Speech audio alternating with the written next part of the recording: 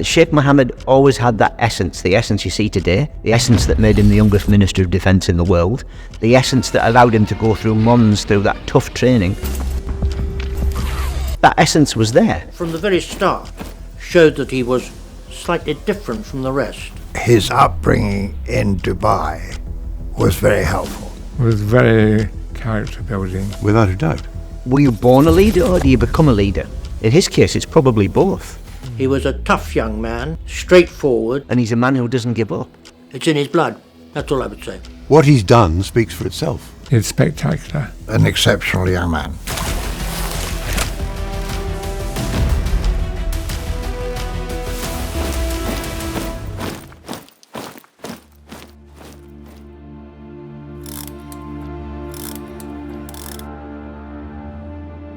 We're talking about 60 years ago. Officer Cadet Mohammed Rashid, we knew he was going to have a position of importance. But the whole point about Mons was that you trained everybody the same. It didn't matter whether they were a chap up there or a chap down there.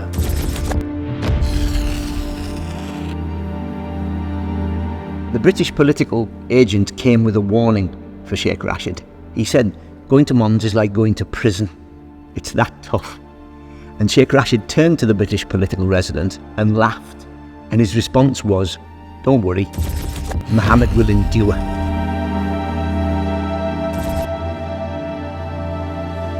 It was a very physical 6 months. There were a lot of blisters. They were taught how to deal with them. And he did it with everybody else. They'd be dropped off a truck and told fired their way back to camp. And we all went to bed and forgot about them. But it was highly illegal. I certainly went to bed. Well, history would detail that it's not because you are the son of whoever, does not mean by any stretch of the imagination that you're going to be a success. Sheikh Mohammed, coming from Dubai, he cannot have done what he's done without having some pretty strong leadership abilities. But he's obviously got it. It was like a crammer. He was push, push, push, push the whole time. And Sheikh Mohammed was obviously a remarkable young man because he kept up, but he also shone in front of his sergeant and his captain who were marking his team the whole time. Train hard, fight easy. You had to put them under pressure. The reason why he was created and given an appointment, because he had shown the capabilities of being a leader. 400 cadets were dropped into the middle of the Brecon Beacons, and they were given 1 hour. After 1 hour, there was 100 so-called enemy that were sent into there and hunted these cadets down. Their job was to go and hunt them down, capture them. At the end of this exercise, there was 2 platoons, 16 men out of 400 who hadn't been caught, and he led one of those platoons.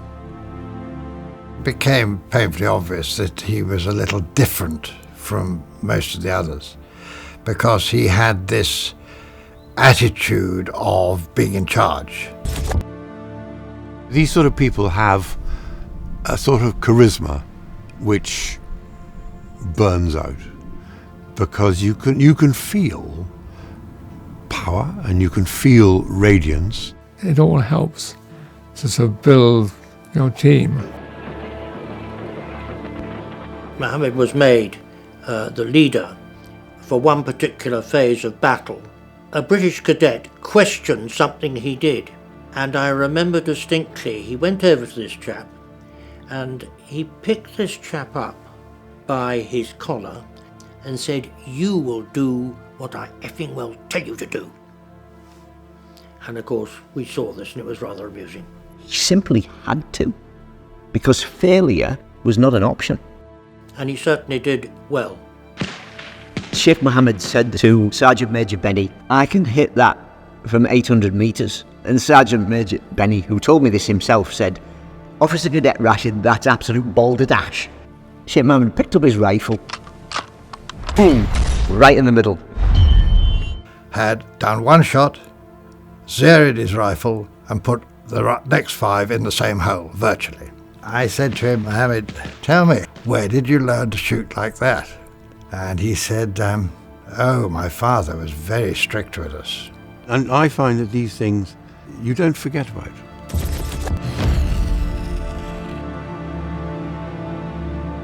They obviously saw talent in Sheikh Mohammed, which is either self-taught or perhaps his family. Very soon showed his capabilities, and that's why he rose up in the system. I interviewed a cadet called Charlie Wiggin, and Wiggin told me about one of these marches that they were forced to do.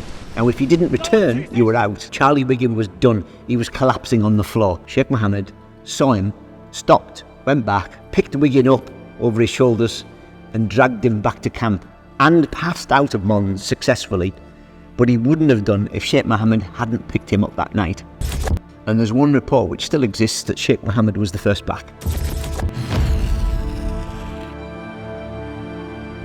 When you're marching sort of 10, 12 miles at night and you're carrying your full pack, as they called it in those days, and you get to that exhausting, and then you'll get hypothermia and you can die. You've got to have that backbone, but also the care and attention that goes with it into how to bring people along with you. Towards the end, he was put in charge of the platoon. Mohammed was the best officer cadet, but an overseas cadet had never been an under officer at Mons.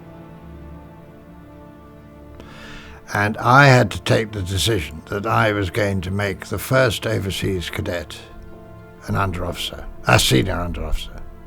But then it was difficult. But I stood my ground, although I was the boss, so I had every right to stand. I stood my ground, and all the others said, but they were worried that this was not usual. Mohammed arrived in my office, saluted and did all the right stuff, stamped in front of my desk and stood there, and I said, Mohammed, I'm making you senior under officer. A big, broad smile spread across his face. It was an extraordinary achievement. I was amazed by what he's achieved. So well done him. These things have obviously stuck with him, you see. Sheikh Mohammed was standing out of sync with the rest of Kohima Company, of which he was the senior under officer. And Benny goes out onto the parade and shouts, "Officer Cadet Rashid, take 2 steps right."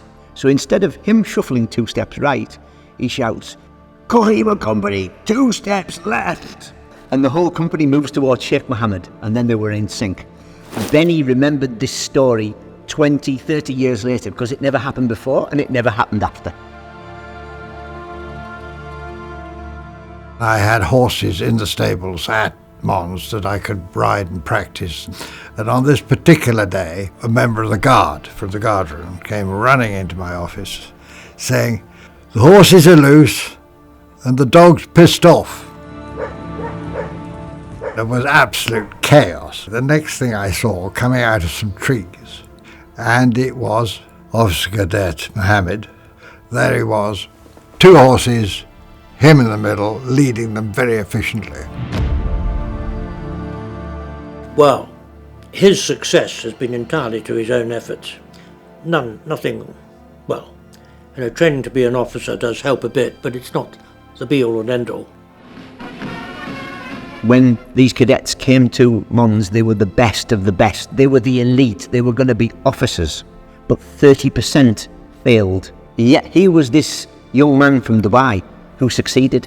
He proved himself to be well worthy of getting the commission which he was going to get at the end. And the commandant of Mons said to Sheikh Rashid, "What next?" Sheikh Rashid turned to him and said, "Mohammed's coming home. He's going to keep us safe." Sheikh Mohammed has proved that his father was a great man, but Sheikh Mohammed is a great, great man. What he's done is a triumph. Sheikh Mohammed is not the same as everybody else. That's why he's Sheikh Mohammed.